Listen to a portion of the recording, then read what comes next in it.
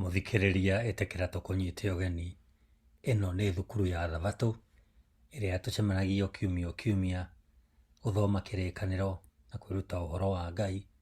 Na thĩinĩ wa mĩeri ĩno ĩtatũ, mweri wa July, August na September mwaka ũyũ wa 2023, tũrathoma ũhoro wa Aefeso. Andũ a Efeso.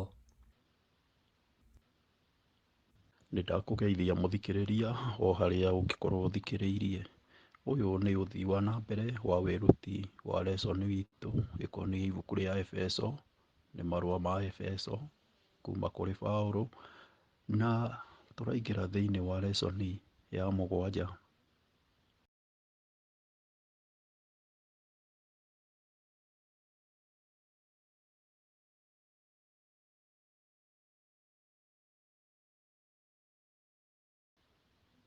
Thabatũ mĩaraho, tarĩki 5 mweri wa kanana. Mathomo ma kiumia gĩkĩ nĩ a Efeso 4, twanjĩrĩrie mũhari wa mbere nginya 16.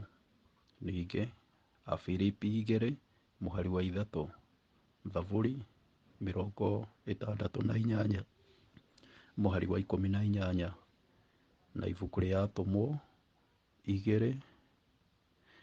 Ningĩ ibuku rĩa Korinitho wa mbere 12 mũhari wa 14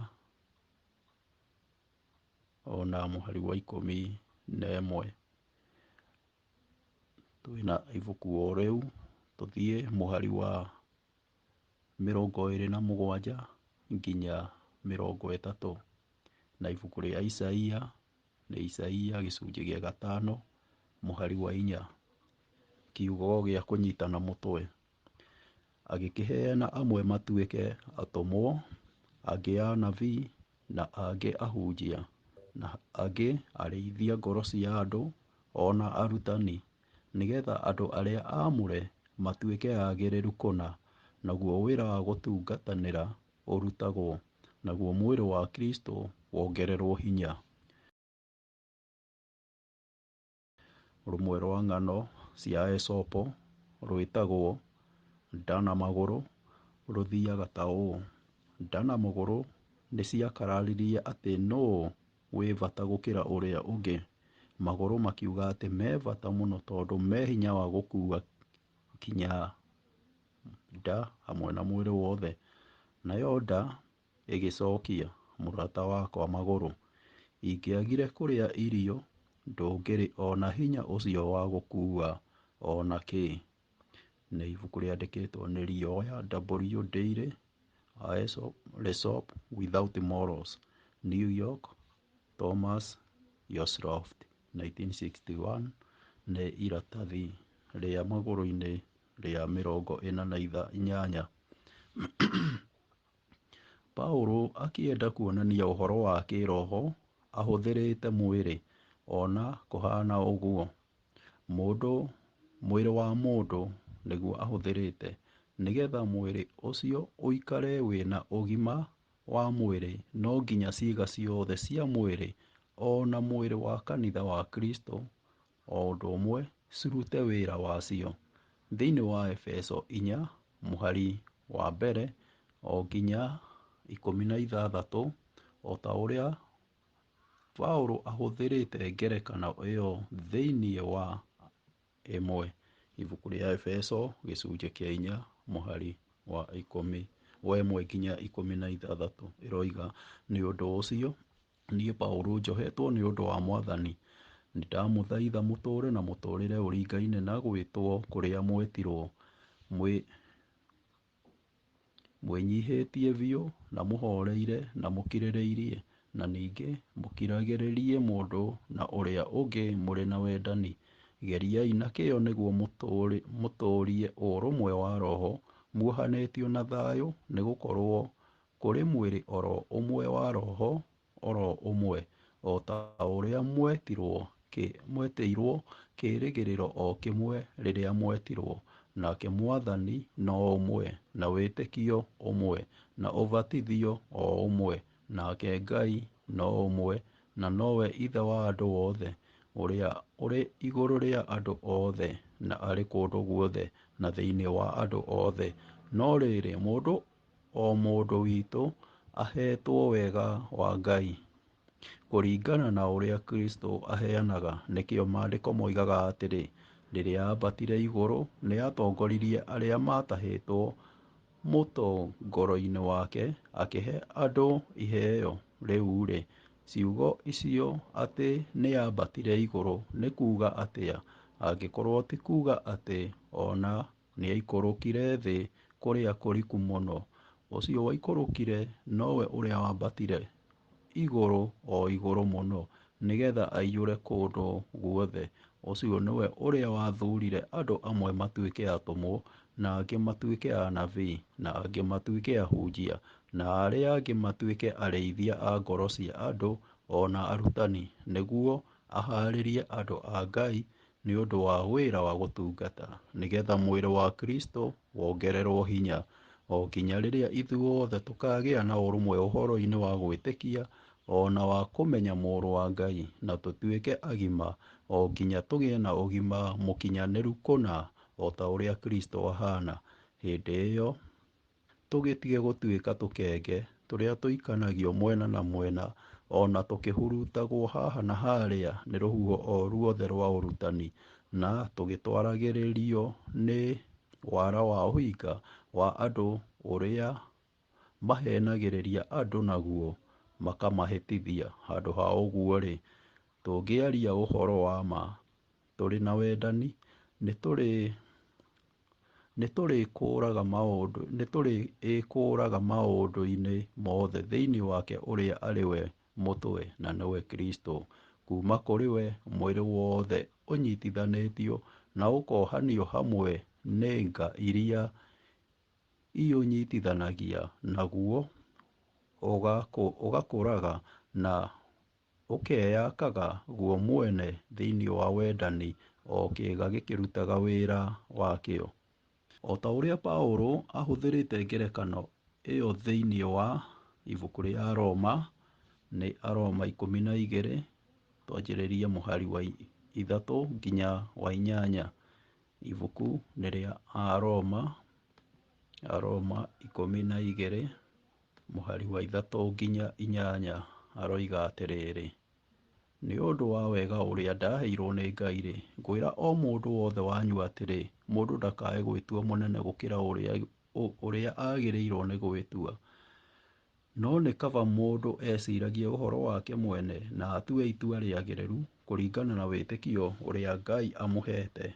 O ta ũrĩa tũrĩ na ciĩga nyingĩ thĩinĩ wa mwĩrĩ ũmwe, nacio ciĩga icio ciothe irutaga wĩra mũthemba ũmwe-rĩ, no taguo ona ithuĩ, ona twatuĩka tũrĩ aingĩ, tũrĩ mwĩrĩ ũmwe thĩinĩ wa Kristo, na o kĩĩga nĩkĩohanĩtio na iria ingĩ ciothe.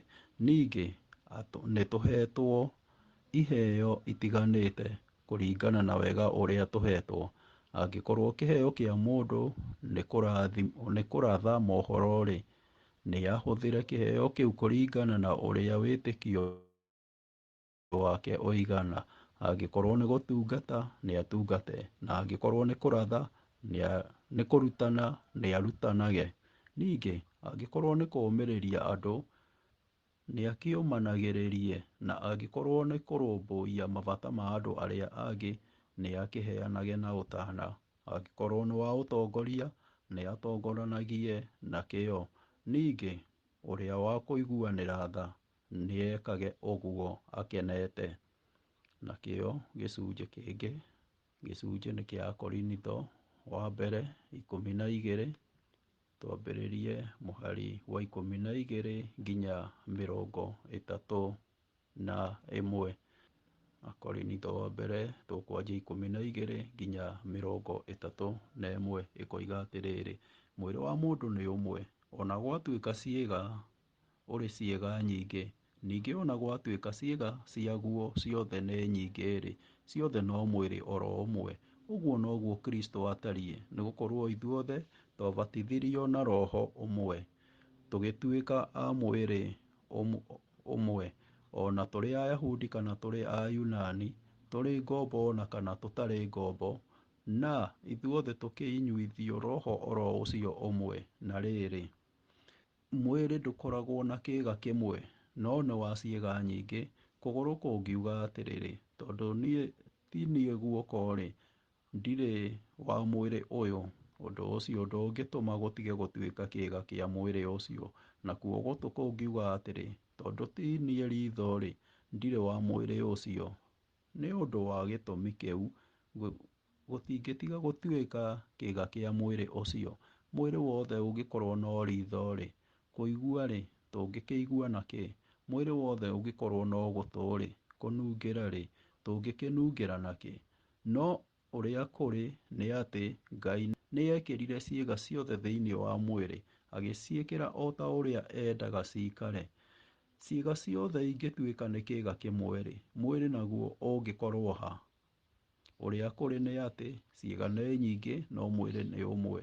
Ritho rĩtingĩhota kwĩra guoko atĩrĩ, niĩ ndirĩ wa bata nawe, ndirĩ na bata nawe.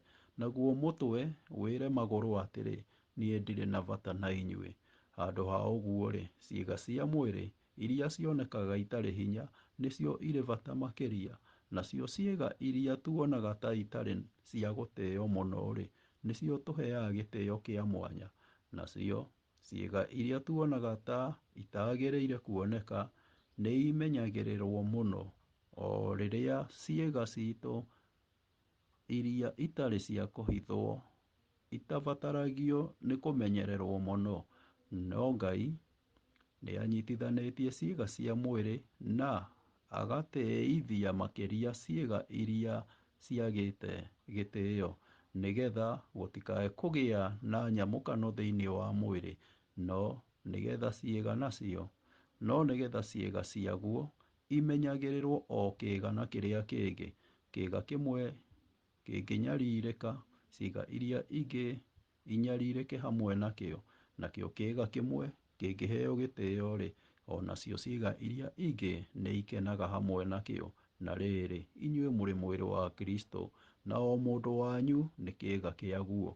Nakuo thĩinĩ wa kanitha, Ngai nĩathurĩte mbere andũ amwe matuĩke atũmwo, a kerĩ anabii, a gatatũ arutani, ona ningĩ kũgĩe na aringi a ciama, ona arĩa marĩ na iheo cia kũhonania mĩrimũ, na arĩa marĩ na ũhoti wa gũteithia arĩa angĩ, na arĩa marĩ na iheo cia ũtabarĩri, na arĩa angĩ mararia na thiomi mĩthemba mĩthemba. Andũ othe nĩ atũmwo, andũ othe nĩ anabii, andũ othe nĩ arutani, andũ othe nĩ aringi a ciama, andũ othe nĩ mahetwo iheo cia kũhonania, andũ othe nĩ makĩaragia na thiomi, andũ othe nĩ magĩtaũraga thiomi. No rĩrĩ, mwĩriragĩriei iheo iria irĩ bata mũno.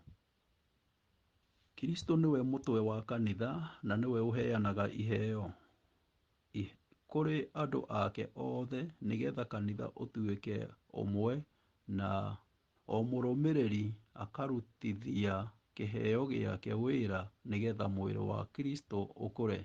Mbica ĩno Paũlũ onanĩtie ya mwĩrĩ wĩna ũgima na mwĩrĩ ũrĩ na ũrũmwe, nĩguo muoroto mũnene wa Ngai enaguo na kanitha.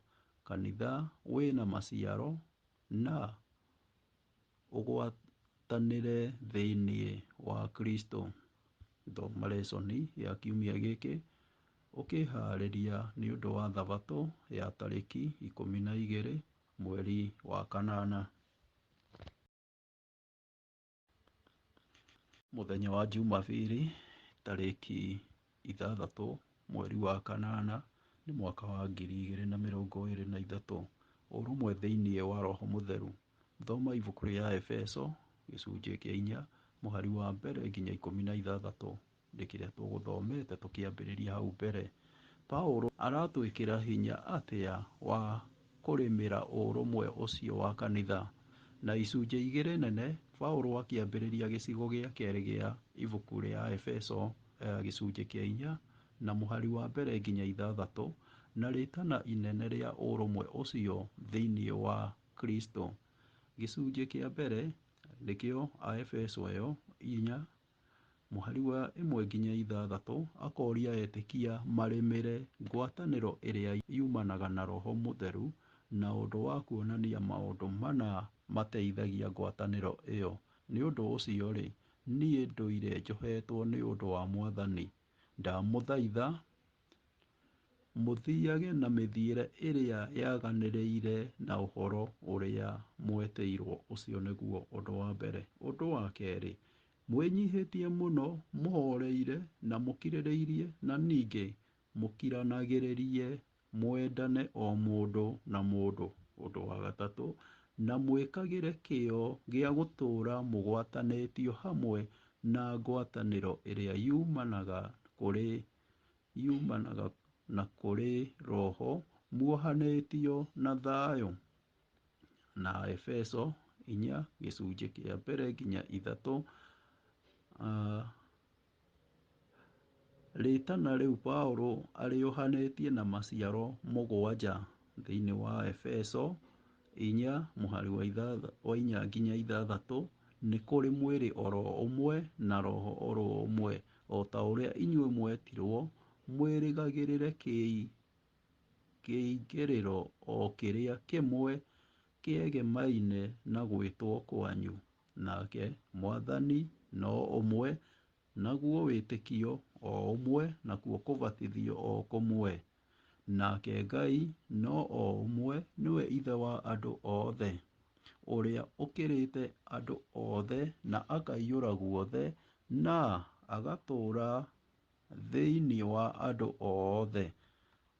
Harĩ arĩa matongoragia kũhunjia ũhoro ũrĩa mwega, Paũlũ onanĩtie atĩ Jesũ ũcio ũtũũgĩrĩtio nĩwe kĩhumo kĩa wega wake harĩo.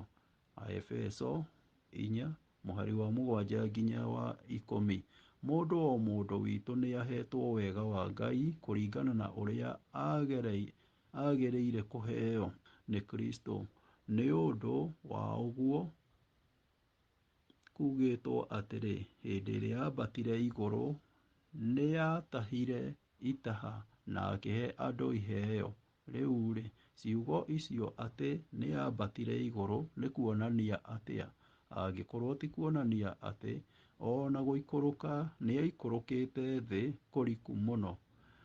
Ũcio waikũrũkire nowe ũrĩa wambatire igũrũ, o igũrũ mũno, nĩgetha aiyũre kũndũ guothe. Na Paũlũ agĩtarĩria ũrĩa we Jesũ hamwe na arũmĩrĩri othe mateithagia gũkũra na ũgima na ngwatanĩro ya mwĩrĩ wa Kristo. Ibuku rĩa Efeso 4:11-13. Agĩkĩheana amwe matuĩke atũmwo, arĩa angĩ anabii, na angĩ ahunjia, na angĩ arĩithi a ngoro cia andũ, ona arutani, nĩgetha andũ arĩa aamũre matuĩke agĩrĩru kũna, naguo wĩra wa gũtungatanĩra ũrutagwo, na mwĩrĩ wa Kristo wongererwo hinya, o nginya hĩndĩ ĩrĩa ithuothe tũgakinyĩrwo nĩ gwĩtĩkia wĩtĩkio ũmwe, ona kũmenya Mũrũ wa Ngai, na o mũndũ witũ atuĩke mũndũ mũgima, ũrĩ na kĩũga kĩiganaine na kĩrĩa gĩa Kristo, arĩ we ũiyũrĩte ũgima wothe, nĩguo tũtige gũikaraga tũrĩ o ciana, tũkĩagagio, tũgĩtwaragwo nĩ ũrutani o wothe, tarĩ rũhuho rũgũtũhuruta, ona kana tũgatwaragĩrĩrio nĩ ũhinga wa andũ, ona wara wa arĩa mahenagĩrĩria andũ, naguo makamahĩtithia. No rĩrĩ, nĩ kaba twaragie ũhoro ũrĩa wa ma, tũkĩendanaga na tũkũrakũrage maũndũ-inĩ mothe, tũkĩmũkinyagĩrĩra o we ũrĩ ũmũtwe, nĩwe Kristo. Naguo ũhoro ũyũ umaga harĩ we, atĩ mwĩrĩ wothe ũthondekagwo, ũkagwatanio hamwe nĩ ũrĩa nyunĩro ciohanagia ciĩga ciaguo. O kĩĩga gĩgĩteithanagia wega na kĩrĩa kĩngĩ, naguo ũgakĩonganagĩrĩra hinya, ũgakũraga nĩ ũndũ wa kwendana. Mũrango ũyũ wa kana ũkĩambĩrĩria, Paũlũ aranyita Akristo othe gũthiĩ na mĩthiĩre yaganĩrĩire na gwĩtwo kwao.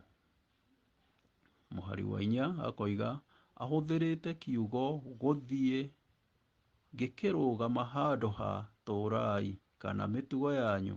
Rora Aefeso 2 mũhari wa 2 ũrĩa ũroiga marĩa mwatũũraga thĩinĩ wamo rĩrĩa mwarũgamagĩrĩra mĩthiĩrĩre ya thĩ na mĩthiĩre ya mwathi wa ũthamaki wa rĩera-inĩ, o roho ũrĩa ũraruta wĩra rĩu thĩinĩ wa arĩa matathĩkagĩra Ngai.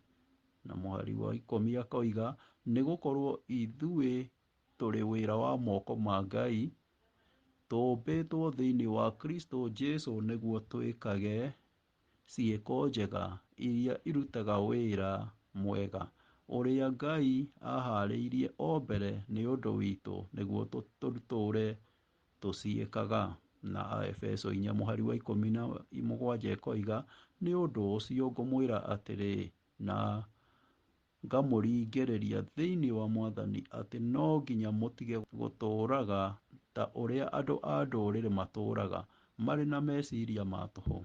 Na Efeso 5 mũhari wa 2 gathiĩ na mbere na kuuga na mũtũũre mwendaine ta ũrĩa Kristo atwendire na akĩĩruta nĩ ũndũ witũ arĩ iruta rĩrĩ na mũtararĩko mwega na igongona rĩrutĩirwo Ngai, nĩ gũkorwo hĩndĩ ĩmwe mwarĩ nduma, no rĩu mũrĩ ũtheri thĩinĩ wa Mwathani. Tũũrai ta ciana cia ũtheri. Mũhari wa 15 nĩ ũndũ ũcio rĩ, mwĩmenyererei wega ũrĩa mũrĩtũũraga, mũtigatũũrage ta andũ matarĩ oogĩ, no tũũrai ta andũ oogĩ.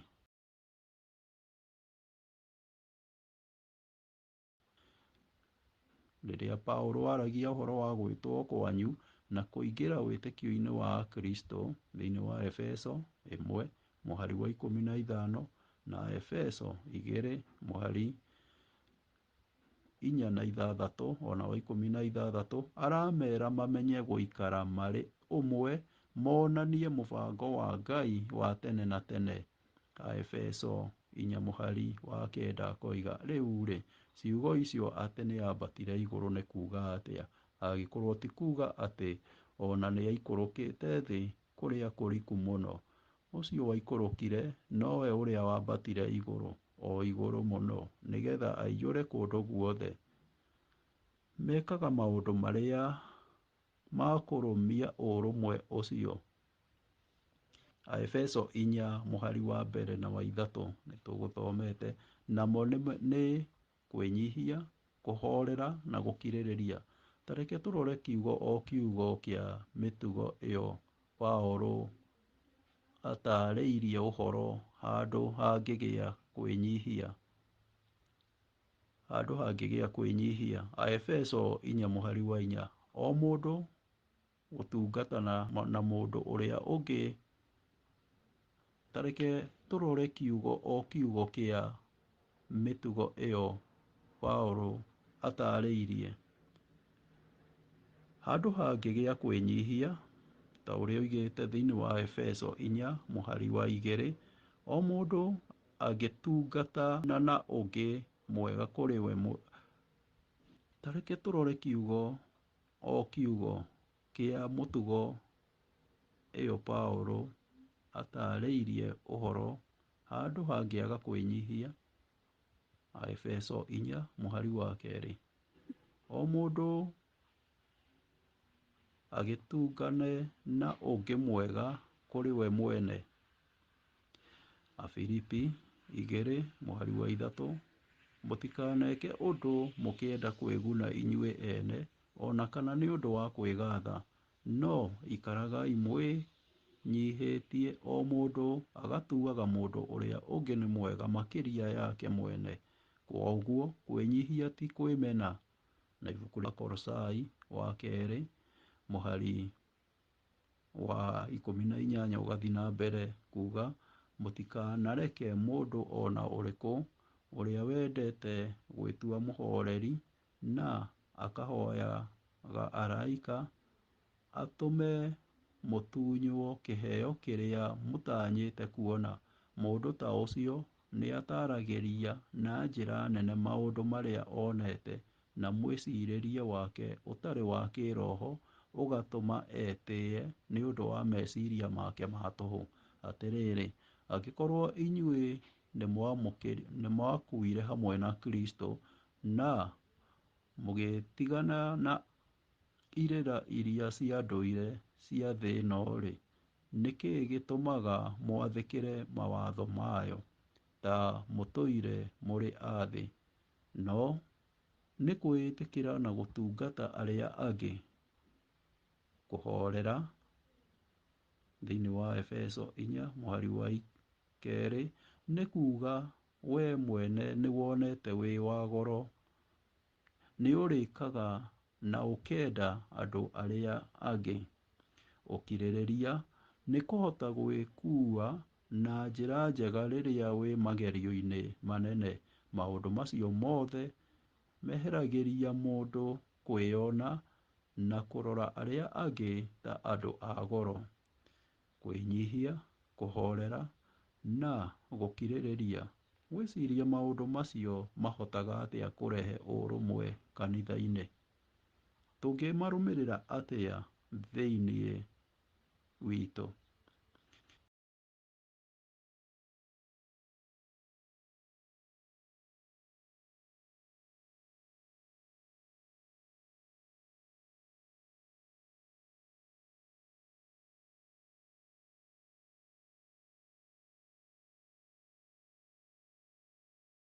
Mũthenya wa Jumatatũ tarĩki 7 nĩ mweri wa kanana mwaka wa 2023. Tũikare tũrĩ ũmwe thĩinĩ wa ũcio ũmwe.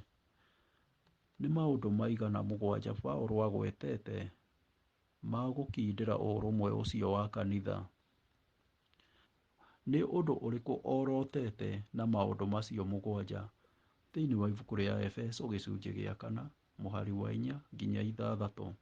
Nĩ gũkorwo kũrĩ mwĩrĩ oro ũmwe na roho oro ũmwe, o ta ũrĩa mwetĩirwo kĩĩrĩgĩrĩro o kĩmwe rĩrĩa mwetirwo, nake Mwathani no ũmwe, na wĩtĩkio ũmwe, na ũbatithio o ũmwe, nake Ngai no ũmwe, na nowe Ithe wa andũ othe, ũrĩa ũrĩ igũrũ rĩa andũ othe.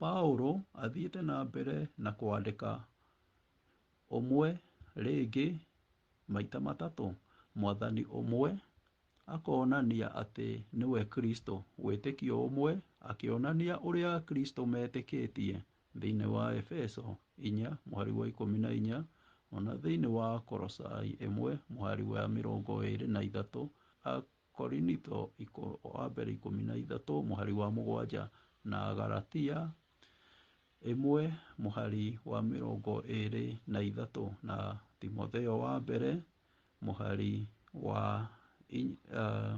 Timotheo wa mbere 4:16, na ũbatithio ũmwe ringithania na Aefeso 5:26.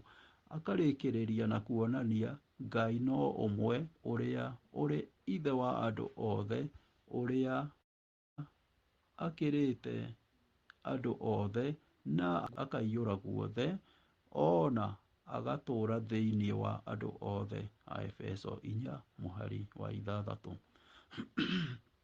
Paũlũ arenda kũrutana atĩ Ngai ũcio ithe wa andũ othe nĩwe mũruti wa indo ciothe, agacoka kũrĩkia atĩ Ngai ũcio e ngwatanĩro na ũũmbi wake wothe.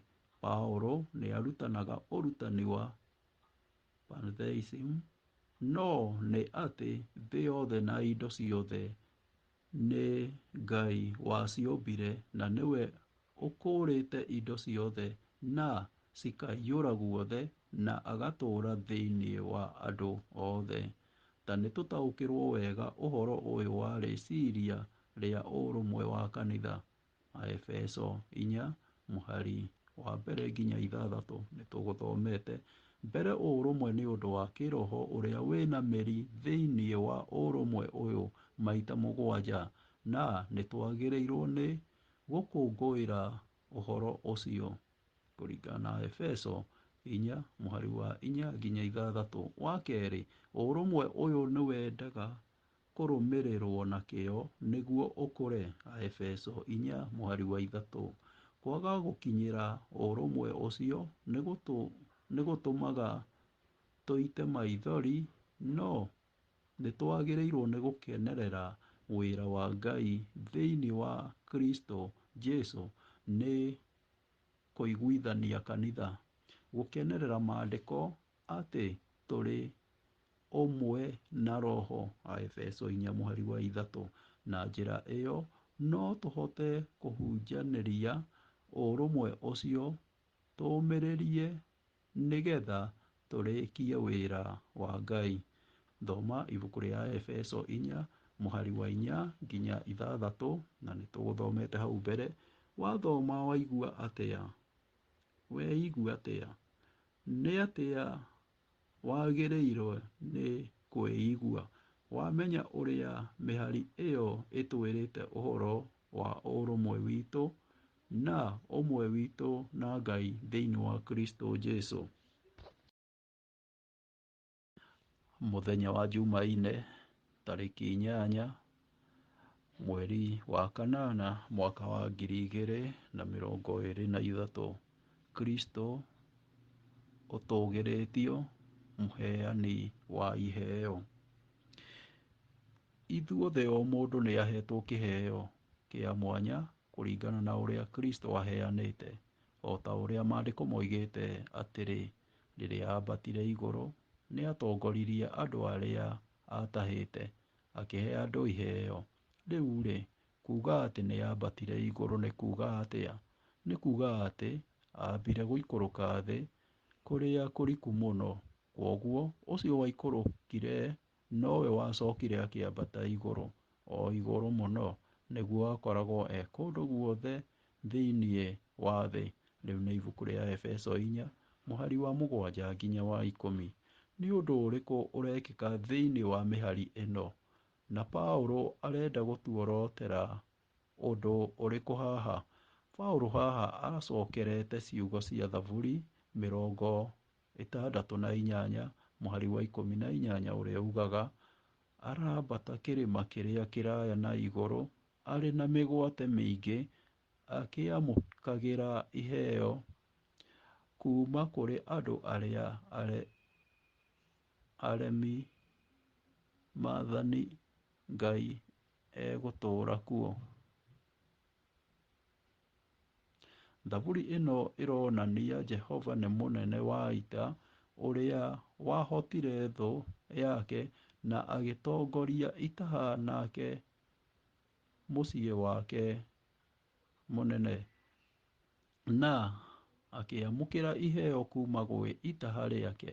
Paũlũ ahũthĩrĩte ngerekano ĩno akĩohania Kristo akĩheana iheo atũgĩrĩtio nĩ Ngai. Tũngĩruta na Thaburi ĩyo 6:8 mũhari wa 18 na tũrũmĩrĩre mũtaratara wayo. Mbere, Kristo nĩ aambatire matu-inĩ. Ibuku rĩa Efeso 1 mũhari wa 21-23. Arũmĩrĩirwo nĩ atĩ Kristo ũcio ũtũũgĩrĩtio nĩ aheanĩte iheo cia kũhingia maũndũ mothe. Ũndũ ũcio Paũlũ araũringithania na mũthenya wa Pentekosto thĩinĩ wa Atũmwo 2, rĩrĩa Roho aikũrũkire, na ũndũ ũcio ũgĩĩkĩrwo mũhũũri nĩ Aefeso 4 mũhari wa 11 na 12, kuonania iheo iria Jesũ ũcio ũtũũgĩrĩtio aaheire kanitha na njĩra ya Roho Mũtheru. Kristo nĩ aambatire igũrũ atongoretie itaha rĩrĩa aatahĩte na akĩhe andũ iheo. Rĩrĩa Kristo aambatire, Roho Mũtheru nĩ aikũrũkire o ta ũrĩa eranĩire, na ahaanaga ta kĩhuhũkanio kĩnene kĩna hinya mũingĩ, akĩũguũria harĩa atũmwo othe macemanĩtio. Gũkĩhaana atĩa? Andũ makiri magĩkĩamũkĩra Mwathani mũthenya ũmwe. Na ibuku rĩa Ellen G. White rĩtagwo You Shall Receive Power. Iratathi rĩa magũrũ-inĩ nĩ 154. Nĩ ũrikĩru ũrĩkũ ũrona thĩinĩ wa mĩhari ĩno ya Aefeso? Ũngĩtũũmĩrĩria atĩa tuona ũrĩa Kristo atwĩkĩire na ũrĩa eharĩirie gwĩkĩra arĩa arũaru kũndũ guothe?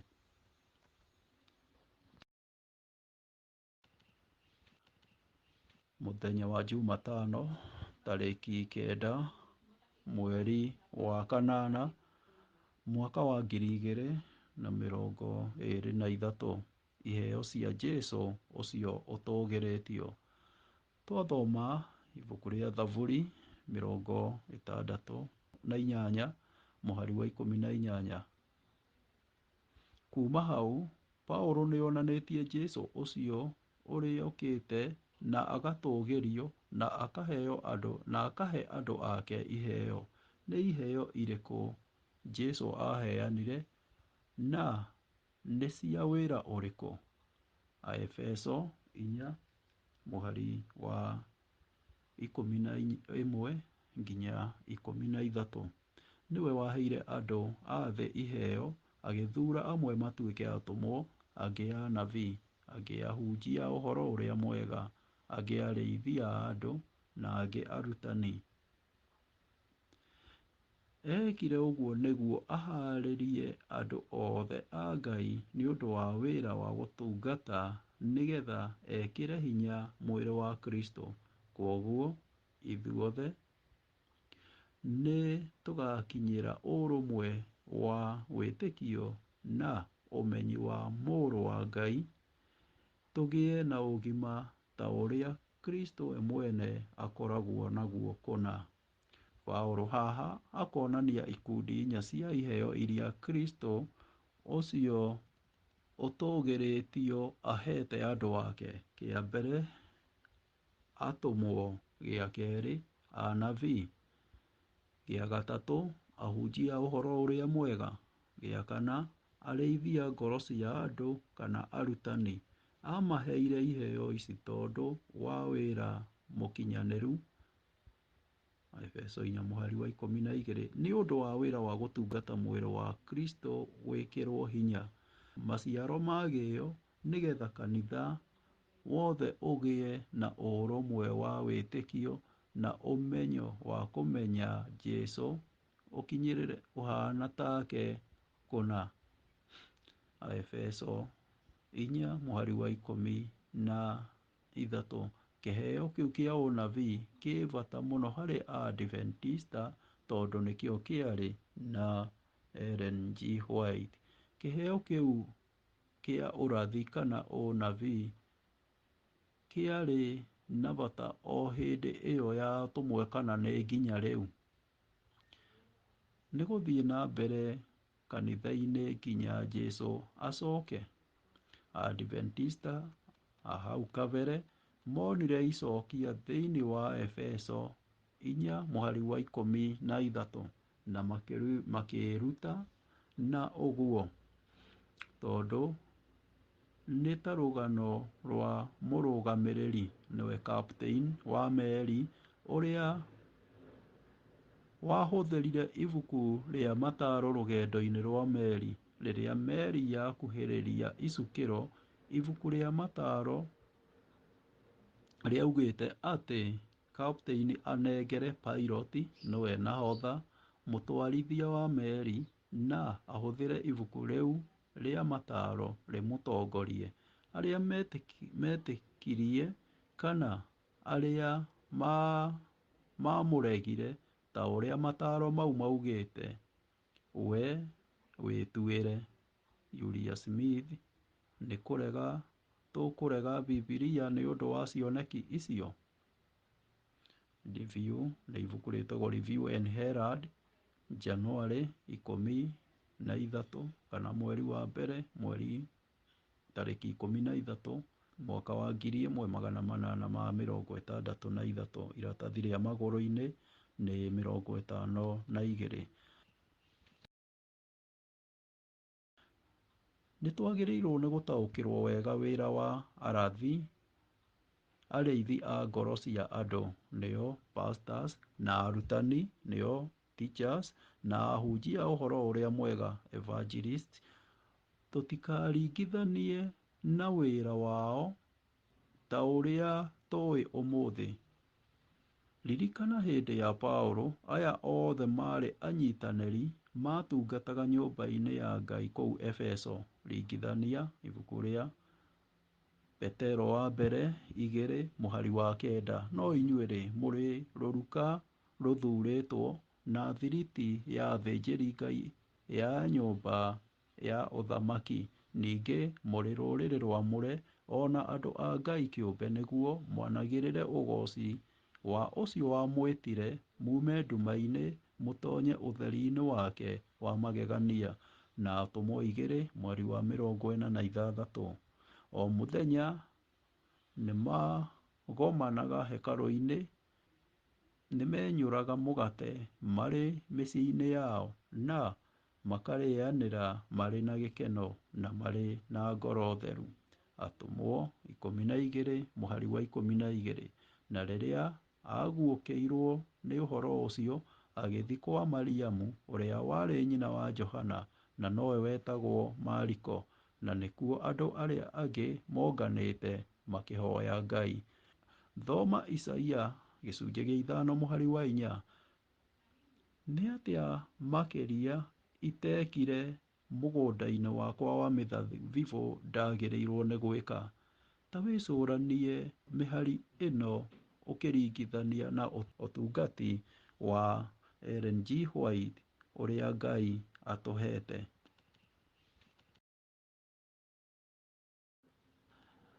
Aramithi tarĩki 10 mweri wa kanana mwaka wa 2023. Nĩ ũgwati ũrĩkũ wang'etheire kanitha harĩ gũkũra kwayo ĩhanane na Kristo? Ibuku rĩa Efeso 4:14 ĩroiga atĩrĩ: hĩndĩ ĩyo tũgĩtige gũtuĩka tũkenge, tũrĩa tũikanagio mwena na mwena, ona tũkĩhurutagwo haha na harĩa nĩ rũhuho o ruothe rwa ũrutani, na tũgĩtwaragĩrĩrio nĩ wara na ũhinga wa andũ ũrĩa mahenagĩrĩria andũ naguo makamahĩtithia. Ahũthĩrire cionereria ithatũ cia kuonania kanitha ũcio. Kĩonereria kĩa mbere, gũtiga gũtuĩka ciana, kuonania kwaga gũkũra. Kĩonanio gĩa kerĩ, ũgwati wa gũkorwo nĩ huho iria-inĩ inene, kwagagio mbere na thutha. nĩ rũhuho rwa morutani ma maheni.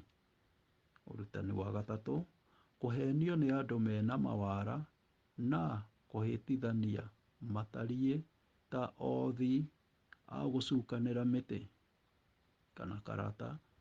Paũlũ ahũthĩrĩte kiugo gĩa Kĩyunani kubeia rĩkonania wara, kũhenereria na ũrongo.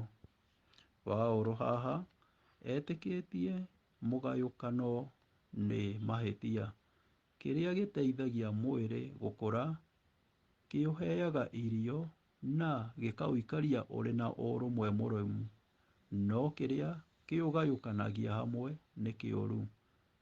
Tũtigane na morutani ma gũtũgayũkania, no tũrũmĩrĩre arutani arĩa twĩhokete ona mageretio makonekana nĩ ega. Thĩinĩ wa Efeso 4:11 ĩkoiga, ũcio nĩwe ũrĩa wathurire andũ amwe matuĩke atũmwo, na angĩ matuĩke anabii, na angĩ matuĩke ahunjia, nao arĩa angĩ matuĩke arĩithi a ngoro cia andũ, ona arutani. Acio marĩrutaga wĩra ũrĩa ũmagĩrĩire thĩinĩ wa nyũmba ya Ngai, na ningĩ magatũma arũmĩrĩri makũre. Efeso 4:12 ũkoiga, nĩguo aharĩrĩrie andũ a Ngai nĩ ũndũ wa wĩra wa gũtungata, nĩgetha mwĩrĩ wa Kristo wongererwo hinya. 13, o nginya rĩrĩa ithuothe tũkagĩa na ũrũmwe ũhoro-inĩ wa gwĩtĩkia ona kũmenya Mũrũ wa Ngai, na tũtuĩke agima o nginya tũgĩe na ũgima mũkinyanĩru kũna o ta ũrĩa Kristo ahana. Ũringithanie ũhoro ũcio na Efeso 4:15 ũrĩa ũroiga, handũ ha ũguo-rĩ, tũngĩaria ũhoro wa ma tũrĩ na wendani, nĩ tũrĩkũraga maũndũ-inĩ mothe thĩinĩ wake ũrĩa arĩ we mũtwe, na nĩwe Kristo. Kuma kũrĩ we mwĩrĩ wothe ũnyitithanagio na ũkohanio hamwe nĩ nga iria inyitithanagia, naguo ũgakũra na ũkeyakaga guo mwene thĩinĩ wa wendani, o kĩĩga gĩkĩrutaga wĩra wakĩo.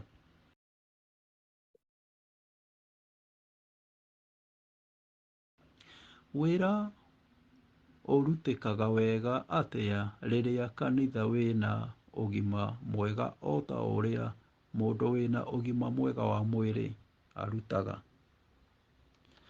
Efeso 4:15-16 ũroiga, handũ ha ũguo, tũngĩaragia ũhoro wa ma tũtongoretio nĩ wendo, no tũkũre tũhanane na Kristo, ũrĩa arĩ we mũtongoria maũndũ-inĩ mothe. Nĩ ũndũ wa hinya wake, ciĩga ciothe cia mwĩrĩ nĩ inyitithanĩtio hamwe na mwĩrĩ wothe, ũkohanio nĩ marũngo marĩa ũhetwo. Koguo rĩrĩa kĩĩga kĩmwe kĩaruta wĩra ta ũrĩa kĩagĩrĩire, mwĩrĩ wothe nĩ ũkũraga na ũkeyaka nĩ ũrĩa wendaine guo mwene. Thĩinĩ wa Efeso 4 harĩa tũgũthomete mũhari wa mbere nginya 16, Paũlũ ahinyĩrĩirie ũhoro wa ũrũmwe ũcio, na angĩkorwo ũrũmwe ũcio umanĩte na ũngai, thĩinĩ wa Efeso 4 mũhari wa 4 nginya 6, nĩ ũkwenda tũũrutĩre wĩra thĩinĩ wa Efeso 4 mũhari wa 3, na ũndũ ũmwe nĩ atĩ ithuothe ta ciĩga cia mwĩrĩ wa Kristo, thĩinĩ wa Efeso 4 mũhari wa 7 nginya 16, twĩna wĩra nĩgetha mwĩrĩ wa Kristo ũkorwo wĩ mũgima, na ningĩ makĩria tũkenagĩre wĩra wa atũmwo, anabii, ahunjia na arĩithi, arutani, thĩinĩ wa Efeso 4 mũhari wa 11, tondũ o matariĩ ta mĩkiha na icoka cia kũnyitithania mwĩrĩ. Efeso 4 mũhari wa 16, nĩgetha mwĩrĩ ũrute wĩra na njĩra ĩmwe, ũkũre wĩ hamwe ta mwĩrĩ wa Kristo, ũrĩa nĩwe mũtwe na mwĩrĩ ũcio. Efeso inya mũhari wa ithatũ ona mũhari wa 15. Nĩ huho irĩkũ cia morutani irahurutana kanitha-inĩ witũ ũmũthĩ? Twahota gũciĩtiria atĩa? Rehe icokio rĩaku kĩrathi-inĩ gĩaku gĩa thukuru wa Thabatũ.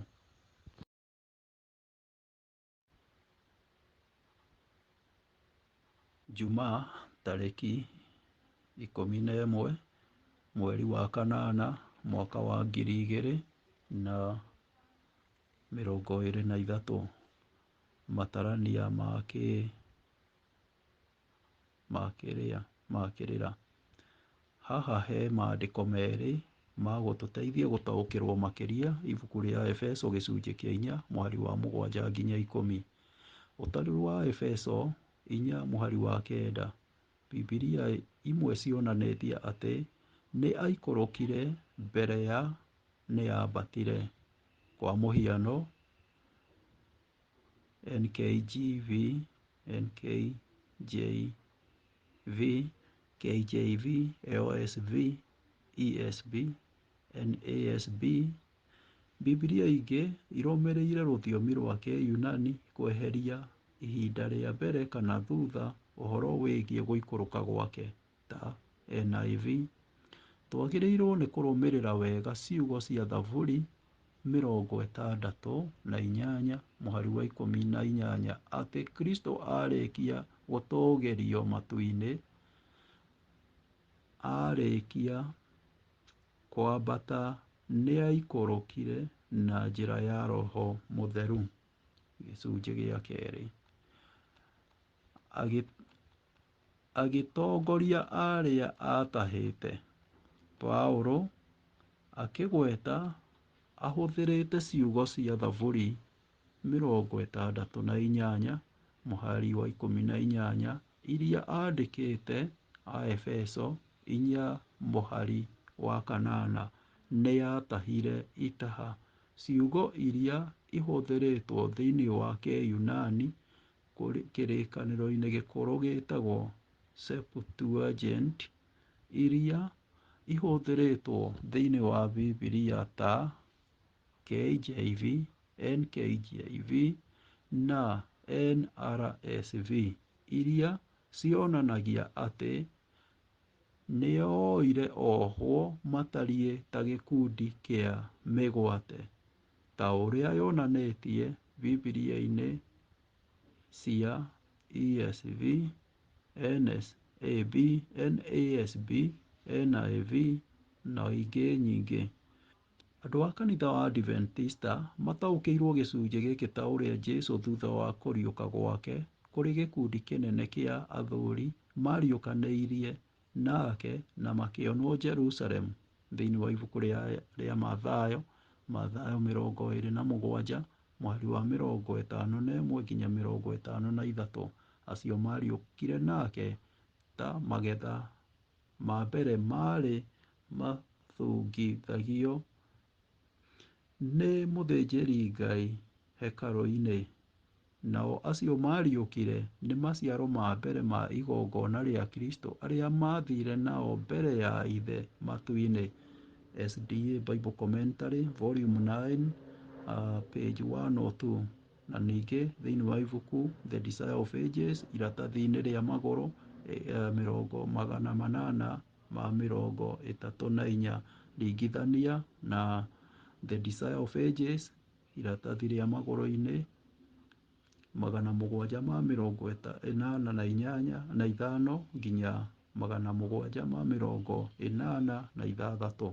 Ũtaũri ũngĩ nĩ atĩ Akorinitho wa kerĩ mũhari wa 15 nĩ ciugo cionanĩtie Jesũ akĩhota thũ yake Saitani na araika ake magĩtuĩka mĩgwate ĩhotetwo. Ciũria cia kwarĩrĩria. Ririkana mũtaratara wa iheo cia roho iria ciandĩkĩtwo thĩinĩ wa Efeso 4 mũhari wa 11 na iria ciĩ thĩinĩ wa Korintho wa mbere 12 mũhari wa 4 nginya 11, ningĩ kuma mũhari wa 27 nginya 30. Aroma 12 mũhari wa 4 nginya 8, na Petero wa mbere mũhari wa 4, 10 nginya 11. Iheo icio ihanaine atĩa na ciĩna ngũrani irĩkũ? Kĩũria gĩa kerĩ. Thĩinĩ wa kĩrathi gĩaku, aria ũhoro wa kĩhuhũkania kĩa morutani kĩrĩa kĩrahuhũkania kanitha ũmũthĩ. Wone ũrĩa Paũlũ atwĩrĩte twĩtheme na kĩhuhũkanio kĩu. Nĩ njĩra irĩkũ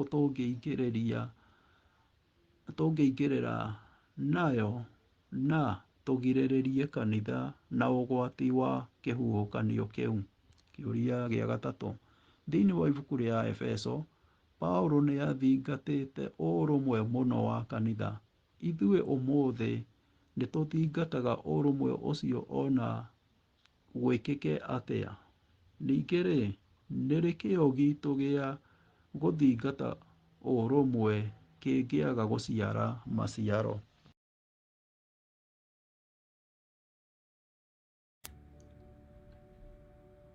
Nĩ tũhoe. Ngai witũ, ithe wa mwathani witũ Jesũ Kristo, nĩ tũgũka harĩ we tũgĩkũria ũtũtongorie thĩinĩ wa wĩruti wa lesson ya kiumia gĩkĩ, ĩrĩa ĩroiga atĩ andũ arĩa aamũre nĩ ũmahete gũtuĩka atũmwo, angĩ anabii, angĩ ahunjia, na angĩ arĩithia a ngoro cia andũ na arutani. Gũkĩhana ũguo-rĩ, ithe witũ tũtongorie, no tũhe wathĩki, uge waku wĩ thĩinĩ witũ, tũrute wĩra waku twĩna ũrũmwe, o mũndũ harĩa arĩ tũrathime, no tũiyũrie gĩkeno gĩaku. Twahoya thĩinĩ wa Kristo mwathani na mũhonokia witũ.